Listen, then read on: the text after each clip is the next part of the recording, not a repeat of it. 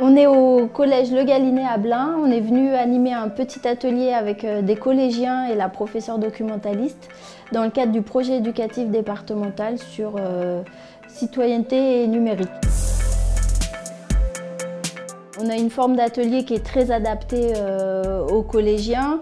C'est pas formel, on essaie d'être le plus possible debout. On alterne des petits jeux, des types brise-glace. Un peu de brainstorming, on les fait réfléchir à la manière dont ils peuvent utiliser l'internet pour participer. Parfois ils commandent des vidéos, parfois ils likent.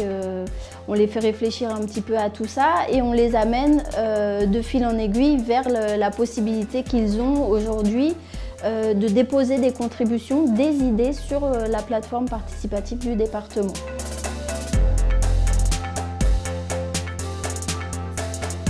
On ne parle pas assez de la sexualité en cours et que il faudrait plus en parler parce qu'après on se pose des questions et on n'ose pas en parler peut-être aux professeurs.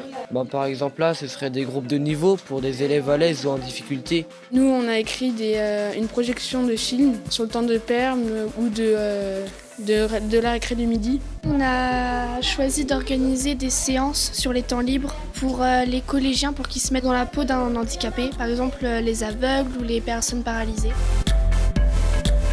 Je pense que là, il y a quelque chose qui est nouveau, qui est en train d'émerger. On constate que malgré leur pratique des réseaux sociaux, ils n'ont pas tellement l'habitude de pouvoir faire des commentaires et exposer leurs idées ou des propositions.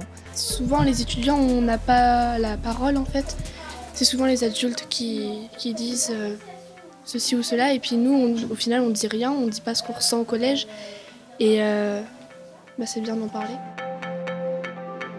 L'objectif, c'est l'épanouissement des collégiens, une plus grande ouverture sur le monde, travailler avec eux aussi à en faire des apprentis citoyens.